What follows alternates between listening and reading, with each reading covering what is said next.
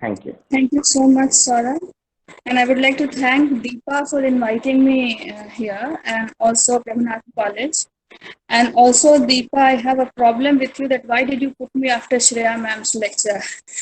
Like, I am so thrilled after listening to her lecture, and I was like noting down the points in what she was saying.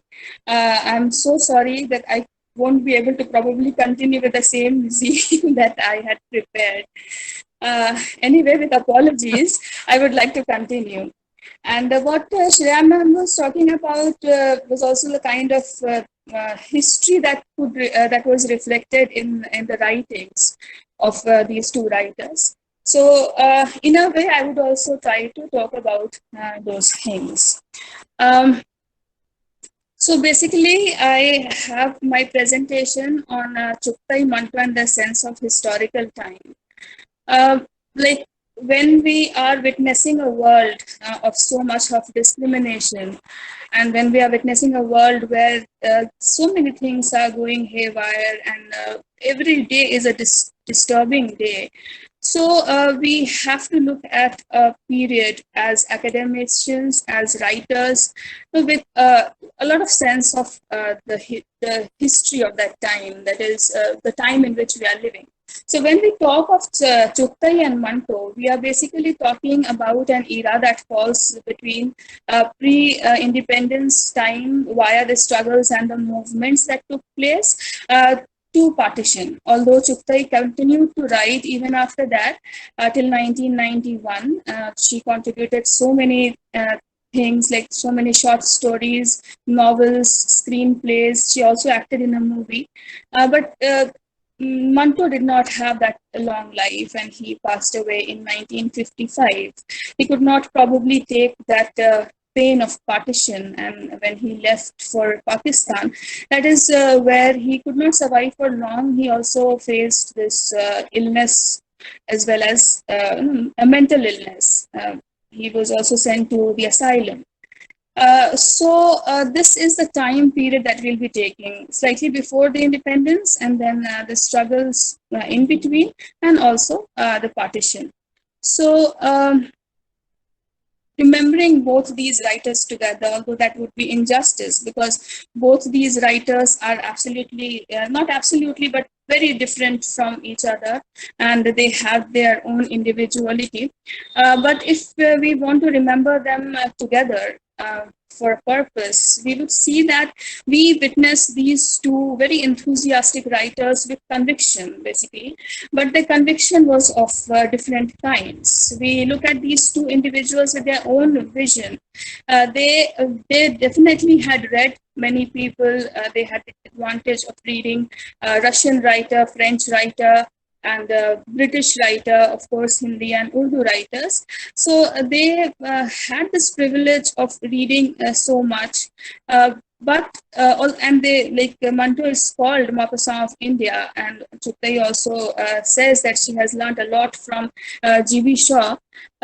Still, after reading so many people, they have their own vision and perspective of looking at the world, and their perspective is very dedicated to some purpose. It is not something that comes and goes just like that.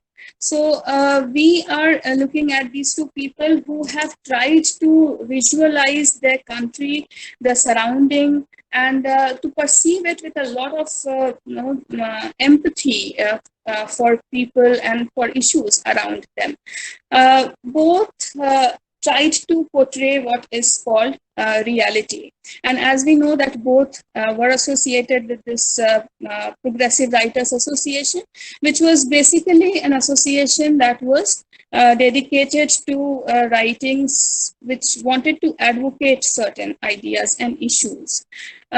So these two writers, if we pick up, they were not advocating as much, but they were trying to represent their society, and through that representation, through that descriptive representation, it is up to the readers, how you take that social issue. And since reality is something which is also a myth in a kind. It's also something that is visualized by different people differently, and mostly in the larger frame of a reality is something which is slightly predictable, which Amitabh Ghosh very well talks about in his Great Derangement. That reality itself is something which is a combination of accepted truth. So when we look at these two people, they were also looking at reality from the perspective of those people and those issues that were not considered to be very uh, good, or they were not acceptable, and therefore both these people faced the charges against their writings. Ismat Chughtai faces this charge of obscenity against Lihaf, which is a very well-known work, and I will not be talking about Lihaf because everybody knows about that. And Manto faces this obscenity charge for his four works, including Khol Do, Thanda Gosht, Kali Salwar, and the one more which I'm forgetting. So, Boo. So these are the four writings for which he faced these charges of obscenity, both in the court of India as well as in Pakistan. So no matter how much we want to differentiate between these two countries, there is not much of a difference when it comes to these things. Uh, what happened that as these people were very interesting people, they took life in a very enthusiastic way. So they took these charges also very openly. They went to Lahore, not with any kind of regret, but with like to spend a holiday there. And of course, they won. They won because none of the works were found obscene. But that also gave them a lot of popularity. So we would like to see that what is their sense of historical time that they are living in. What are the issues that they are picking up and how they are dealing with those issues. These two people are not very similar, and very interestingly, Chughtai calls Manto my friend, my enemy, both at the same time, which is quite interesting. And she has dedicated her write-up for Manto, and similarly, Manto has done the same. And they have several anecdotes of differences. Even Chughtai says that when they used to argue, it was not an argument, rather it was fight, and they would talk to each other for hours and hours. And then they end up with a lot of disagreement regarding all the writings. Keeping apart those differences, we will see that what was their sense of historical time in which they were living. So both actually looked at this time with several micro stories. Actually, what was happening that during pre-independence era, we desperately needed movements. We desperately needed people to come together. We desperately needed women to participate. And as Gandhi did that as well, that many women started their active role in national movement. So all the community members, everybody was asked to join in, because everybody wants a huge number. So what was happening is that whatever other issues were, the internal issues which were relevant at that point in time, there was a kind of a myth that was created that everything will be sorted out once India gets independence. So all the issues related to caste system, related to gender issues, related to every other micro level issue, that was not considered so well.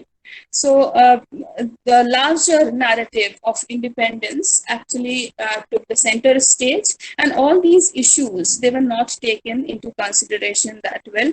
People were made into gatherings more than more than the individuals, which was probably the need of the time, but it was not very fair either. So how these two people were looking at that point of history was through the micro narratives that they were representing. They wanted to talk about those things. It was not largely about that independence movement and the political history that people, but it was also about those people who were involved in different ways. They contributed differently to the age.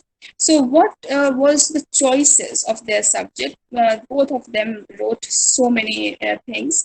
So, the subject matter was varied, but even if their subject matter was similar, the way they described those, they had a lot of differences. Most of the matters that are found in both the writers are basically related to class issues. They are related to prostitution and issues of women, and most issues of children, disability, and so on and so forth. Many issues were taken up, and the issues were not taken up from the macro perspective. They were very microcosmic stories. I would like to draw the attention towards two kind, like two sets of stories. One is related to the issue of women, and the other one is related to the larger issue of war, and how these two people are taking into consideration these two issues. So, as far as women are concerned, women, and as Mam was also pointing out that how women are not considered in the even the internal stories which are written about. But these two writers chose to write about women and did not close their eyes to the issues which are relevant in the very small levels. So I'll pick up Gharwali, that is the homemaker or the wife in translation, and Das Rupai, that is 10 rupees, with reference to the issues of women. Those of you who have not read this story, I'll give you the gist of this story before we slightly try to discuss it. So, Gharwali is a story of an orphan named Lajo. Lajo, ever since she knows life, she was an orphan, and as an orphan, and also as a girl, all the people around her took advantage of her. She was employed into the households of many people, and there she used to do the household work, as well as it was taken for granted that she will also provide them with the sexual services. So, as she knows life, she is meant for these things. So, her conditioning depended mostly on how she was treated by people. So one of the employers was leaving the town, and he decides to give her into the house of Mirza Mia. And there she was asked to stay and do the household work, and as expected, probably to give the sexual service. Mirza Mia was not ready for this, and he still, this woman Lajo, who was completely opposite of what Lajo, that is shame, means. She did not know anything about this morality of shame and honor or anything which is related to the middle class ideas. She starts working in the house, starts cooking and everything. This Mirza Mia likes it, and he does not ask her to leave. This Mirza Mia used to visit the prostitutes. Once he could not meet one of the prostitutes, and therefore he ends up making love to Lajo. Lajo does not have any problem with it, but Mirza Mia, in his own ideas of morality, he thinks that he should marry Lajo, which Lajo did not want, because she thought that why to marry a person just for this? She has done this favor to so many people, but then they marry, and then what happens that there were many do's and don'ts associated with her life just after marriage. One of the do's and the don'ts was the shift from lehenga to shalwar, from the comfort of lehenga to discomfort of shalwar. Later on, they could not gel together, and they divorce. At the end, Lajo lands up in the same house only as a house help and not as a wife. That is the end of the story. While we are reading these stories, this story basically, we are not looking at Lajo, we are looking at the response of those who are into the institution, because Lajo falls outside the institutional values and morality. This is about Gharwali. Then 10 rupees by Manto is a story again of a small girl, probably was just hit her puberty, and she was employed as a prostitute by her own mother to look after the family. And as she grows, she knows that this is the world and this is what every girl does.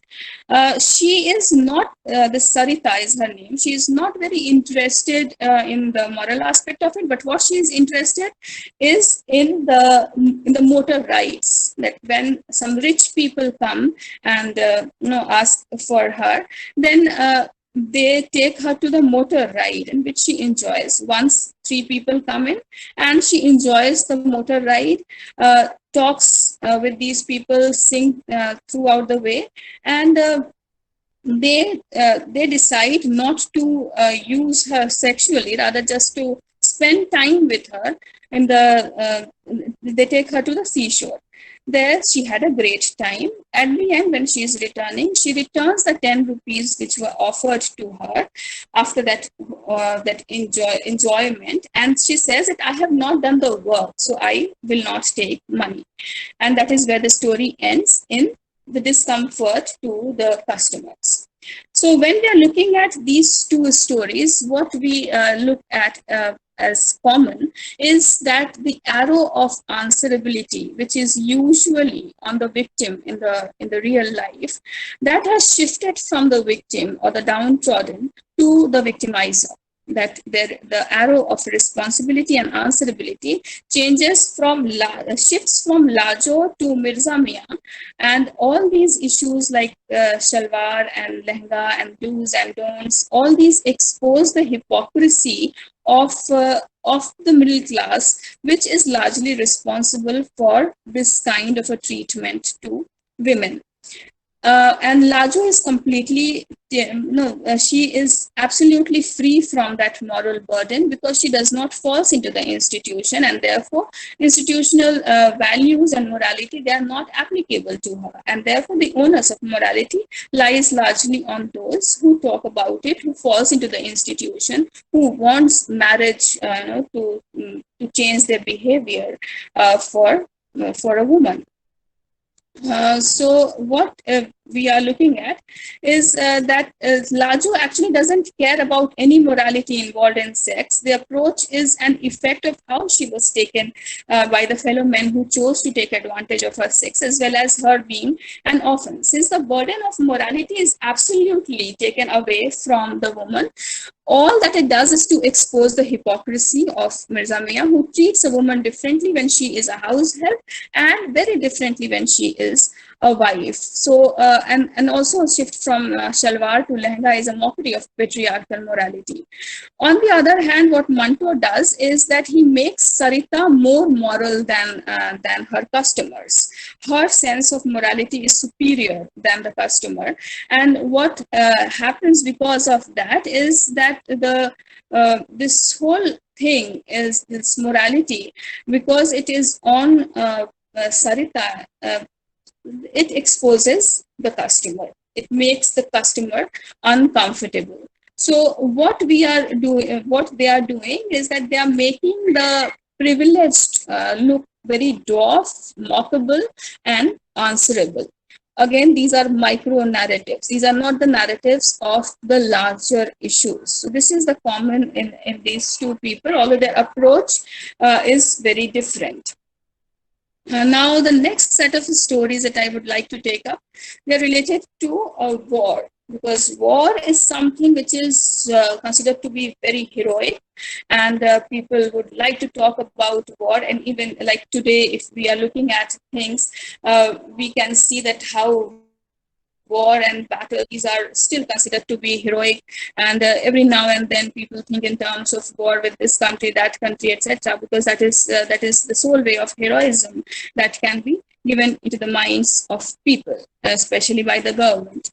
So the set of stories that I'll be taking up by these writers is Doha, it is a pair of hands by Ismat Chughtai, and Kholdo by Manto. Both these stories are very popular. Um, Actually, wars and battles, they look very heroic as this is a statistical account of history books. There are various things that these many people died, these many survived, these are injured. That is how we see it in history books as well as in the newspapers, and that gives us a sense of loss and also a sense of heroism and also a sense of anger and hatred for the other. All these things are taken into consideration when we talk of war and battles. Uh, but actually, are these wars so heroic? Are these wars so heroic for everybody who are involved in this war? I think they are heroic and they are fruitful only for the leaders as well as the owners of the gunpowder, because they are the people who would enjoy these things. Other than them, the common public, they never, they don't have a good taste of these political wars. Um, Wars are of various kinds. It can come from below, it can come from above, especially from the above, the wars that come in terms of with the other country and all the political things. They are not very good for all people, especially those who are involved in that war. So, for a common person, it is a list of chaos, deaths, and absences and pain. Though Heart is a story in which the person Raghvendra, actually he's a Jawan and he could not return home for 2 years. The wife of this person is looking after the family, and she looks after the mother-in-law as well as other things which are involved in the household. She works very hard and earns for the family as well as in terms of work that is there. The husband could not return because of this war that was going on. Does it leave the family in a very comfortable stage? Are these the people who have all the comforts? No, they don't have. They have to look after the family even if the person is involved in these heroic battles. So this woman is looking after the family and does the work of four people alone. She also has desires. Of course, the husband is not there, and then we gradually see the change in her behavior. We see that there is the brother of her husband comes, and possibly she has fallen in love with that person or makes love to that person, and she becomes pregnant. The moment she becomes pregnant, it becomes it becomes talk of the town, because anything related to women and her desire actually draws a lot of attention on many things. So the entire village was more concerned that who like this woman is immoral and one should talk against her. When they started this issue, the mother-in-law always did not want to hear these narratives, did not want to take this into consideration, and she says that no, there is nothing like that. My daughter-in-law is very good, and that's it. I don't like to hear anything against her. That is this the she is pregnant with my son's offspring only. That she does not want to hear anything. Then people get to know. Then she delivers a child, and people get to know that the husband is about to arrive, and they are desperately waiting that when he would arrive, they would ask this same question, and there will be something of spice that can be talked about. This person comes from the war field and he accepts it as it is. Like he says that it is my child, and people are telling him that how come it is your child? You were not here for 2 years, and it is not possible that she would deliver your child. So at the end, he says that I know this, but she is not only a woman, she is not a moral thing, but she is a pair of hands who is very essential to my household, and I cannot leave her. That's it. So it is an economic issue. It is an issue of work. It is an issue of labor that is often not talked about when it comes to women, but Chughtai does that in Doha. She is doing that with reference to to a war situation where she has completely ignored that heroism associated with, but she takes up the micro narrative of this household where the labor of a woman in the absence of the man is taken into consideration with a lot of empathy, and also with a sense of dignity that is given to the woman. On the other hand, we look at Holdo by Manto, and there Manto is talking about, again, a war situation, partition, war, and everything, where women are raped. And one man misses his daughter, Shakina, and he's looking for her desperately. He cannot find her anywhere. He meets the Jawans and other people who who promise that they will help him to find his daughter, who is very beautiful. At the end, when he finds his daughter with a doctor, she is lying like a dead body. This order was given. This instruction was given of Holdo, that was to open the door, and what she starts doing is unstringing her shalwar, which is a symbolic thing that she had been raped, and this was a usual thing for women in that time of chaos. So again, when we look at these two stories, this set of a story, we are looking at the macro history from the micro perspective, and those perspectives are related to the issues which are very relevant. They have always been relevant. Labor is a relevant issue, and also this rape and taking advantage of a woman in any situation, be it anything, it is the woman who is at the disadvantage. Just talk about any victory, any loss, it is a woman who is raped every time. So they take up these two issues. There are many writers who do the same. What I am trying to say, I don't know if that makes sense, but we live in a world, the academic people, especially of literature and literature, humanities, arts, and all. We are exposed to theories, we are exposed to other levels of critical thinking, and we talk about new historicism, cultural materialism, where we look at the co-textual study of both literary as well as non-literary texts. But we fail to address these issues in the history books.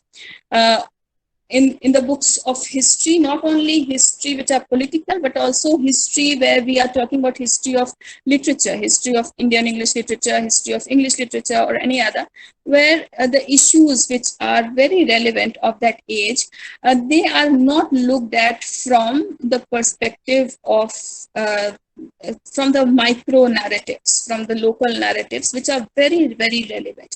If we say that wars are relevant, then the issues of rape is also relevant. If we say that these larger issues of partition and independence, they are relevant, then the issues of labor of everybody is also very relevant. Disease is very relevant, and all these issues, as they are taken up in the narratives of these many short story writers, there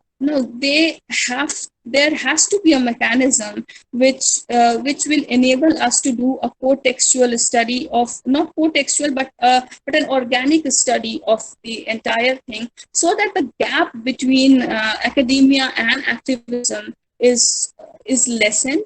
And also the three ideas which I think are essential and crucial in the living beings, we should not forget that rationality can exist without a sense of emotion and sensibility, sensitivity, that these three notions of love, coexistence, and empathy, they are very crucial, and they have to be taken into consideration not only in literature, but also in larger history books and history of writings, history of any particular age.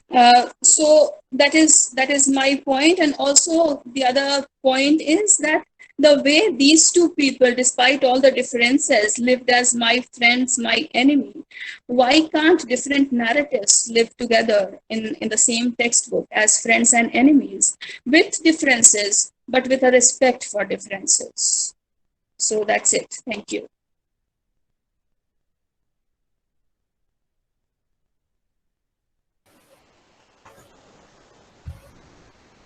Thank you, Dr. Richa, for such a mesmerizing kind of a presentation, and the way you presented the entire thing. And I think it's pretty unnerving for the people as well.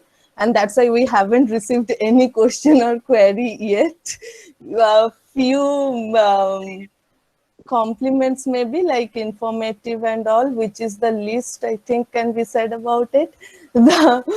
Okay, so uh, since we haven't got any question till now, I hope that people will join us in this and put their queries through. So till then, may I ask you something? Yeah, If, yeah, sure. yeah.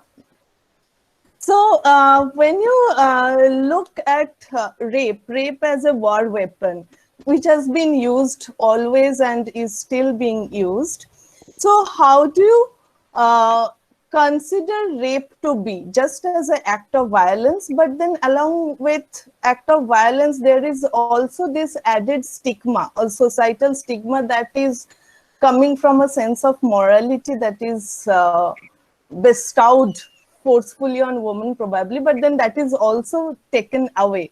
So how do you think rape is looked at, but also like in this context, like how Manto has looked at it or Chughtai has looked at it? If you can comment on this, that is rape just an act of violence or the sense of morality that Rape is is added? not something that is, so small an issue. It involves a lot of things, as you pointed out. But with reference to this question, I would like to just to talk about how these two people looked at these issues in very different ways. For instance, if you look at Chughtai, she tried to give voice to women without, being present there. She wanted dignity given to women. She tried to present an alternative, non-sentimental reality of a woman. As I said, that Lajo does not have that whole moral burden of any morality. Whereas what Manto does is romanticizes a lot of women's issue. He glamorizes the issues of women. So that is basically at large the difference between how women are looked at by men and how women are looked at by many women. That despite rape, despite any other activity which is called sexually immoral, I don't know why, uh, women can have dignity, and that is true by looking at them from their perspective. That does that affect them in the same way as it is meant to affect them by society? Okay, okay, thank you. We have got another question from Satyam Solanke, and his question is, what Manto's 10 rupee tells us about sexual violence against girls today? So, comments on. Sexual violence against girls today, I mean, sexual violence against girls has been a historical thing, like it is ever present there. And Manto's 10 rupees is talking about this girl who is a prostitute without her knowledge. So what is he doing is that he is shifting the onus of answerability completely from that woman. So if you have to look at what is the position of girls today with reference to sexual violence, I would advise every man to talk to their fellow men friends about it, because this is one thing that I have been noticing, that they would talk about women issues to women with a lot of sympathy, but they will not talk about these issues with men and take for granted. So I think that the problem lies again in microaggression, basically in casual way of looking at a woman's body, which is reflected in everything casual, including jokes and everything. So 10 rupees is a symbolic way of saying that morality is not in the hands of women, but the morality is also something which makes the person, the customer, answerable. I don't know if that answers your question, but I think things have to be taken in very the casual sexism has to be taken into consideration. Thank you. Thank you. Here we have another query from Dr. Ranjan Malhotra from Agra. And his question is, what do you think about Goribi in Do Haath as a symbol of emancipation of women? What do you think about what? Goribi, Goribi. Okay. So Goribi in Do Haath as symbol of emancipation of women. Symbol of emancipation simply because she takes charge. What is emancipation of a woman? It is when she can decide, and she decides. She decides to have a relationship outside of marriage, and she decides to do whatever she wanted to do away with shame. And she has never answered any question of anybody. So she does not put answerability on her. And with reference to that, she is obviously an emancipated woman, and she claims her emancipation through her labor. Labor which is usually ignored when it comes to women, because most of the labor that woman puts in, they are unpaid labor. And here the acknowledgement of her labor. And the class issue is very important, because this is not the class which is the middle class or the higher class, but the lower class, which is talking about the labor, where a woman's labor is acknowledged as important thing, much more important than morality. So in terms of taking decisions, yes, she is an emancipated woman. Thank you. Thank you. Now we have another question from Christiana Benedict, and her query is that, is the responsibility of women to keep up their morality and sexual instincts intact? Like, is it just the responsibility of women, or is it for both the genders? First of all, what is morality? I don't know. And if what is moral, what is immoral, I don't know. Whether all the moral issues come down to sexuality, that also I don't know how it happens, because probably it is very spicy and people like to talk about it. Otherwise, I can't see morality as combined with sexuality only. And as far as the onus is concerned, obviously, if there is morality, it has to be equal in society. It has to be located equally for everybody. And see how it is unfair that a prostitute is called prostitute, but the customer has no name. Like, there is no designation for the customer. Is a customer of sugar is also a customer of a woman's body is also a customer. So this is the injustice, and therefore you can see how it is completely, the onus of morality is completely given to the woman, because she's a prostitute, not the man who is visiting the prostitute, not the woman, not the man who keeps mistresses. So the onus is always on women, but it is very funny also. We have to question morality in general before we take this into consideration. Thank you. Thank you. And that's really like the way we have so many words for prostitutes and women sex workers, but for male there are hardly one or two. So there is a clear distinction. Now, another question is most of the works of Manto is only focused to a particular woman, especially for the prostitution? Please comment. This is Mukesh Kumar from Patliputra University. So is most of actually has written a lot. Is that do you want to say something? Yeah, no, that was, I was just repeating. Sorry. Okay. As far as the work of Manto is concerned, actually he has dedicated a lot of writing on prostitutes. And there's an interesting anecdote which I would like to share, which Chughtai shares in her My Friend, My Enemy. She says that she had a long argument with Manto, and she says that you have never visited a prostitute. So he says that, how can you say that? Because I write so much about prostitution and stuff like that. So there's a long argument. He says that I can take you to the prostitute. She says, all right, take me to the prostitute. And then her way of looking at it is that when you talk about prostitutes, you are not considering the voice of that woman who also has got certain things to say. So what Manto is doing is constantly romanticizing prostitutes and women also in general. In that much debated work, Boo, what he does is that he talks about armpit, the odor of armpit of a woman, which he is fascinated by. Although he glamorizes that woman and talks about other women as artificial, but what it does is to again romanticizing that kind of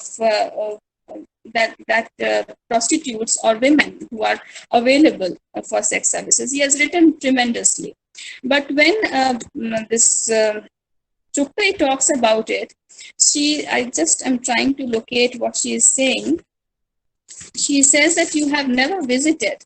And she says that I say this because if he had gone to the prostitute's quota, he would have seen the heart of a woman who is a worm from the gutter, but who loves life's inherent goodness. Smashing the scales that have been created to weigh good and bad, Manto created his own scales for these values. So this is what Chughtai has to say. Yes, Manto has presented a lot of prostitutes, and I personally has a lot of objection to his representation of prostitutes. I would rather like to believe Chughtai, where all these prostitutes and other women, they are full of dignity as well.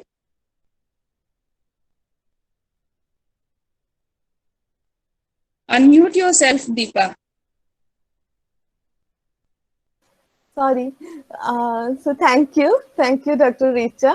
And I think we have actually reached the time. So we won't take any more question here. And if we get any more questions, we will direct them to you. And we are looking forward to more such exchange of ideas. Thank you so much.